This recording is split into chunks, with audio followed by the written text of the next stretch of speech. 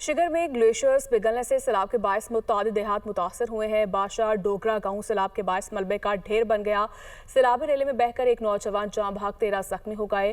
तहसील गुलाबपुर के कई देहात रात को खाली करा लिए गए। गांव बंदू, खुरेद और चौमक सैलाब से शदीद मुतासर हुए हैं। सैलाबी पानी घरों में दाखिल, कई घरों को नुकसान पहुंचा। सैलाब के बायस ज़राई एराज़ी और फसलें तबाह हो गई।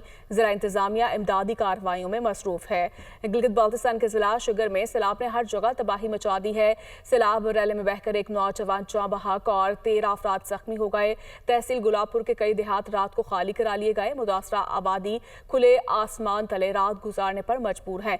इसी पर मज़ीद तफसीलात जान लेते हैं आबिद शिगरी से। जी आबिद, बताएगा इंतजामिया की जानिब से क्या इंतजाम किए गए हैं?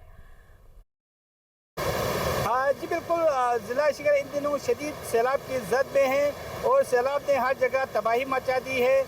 शिगर के 2 दर्जन से ज़ायद जो देहात है उस वक्त बराह रास्त सैलाब के जद में है।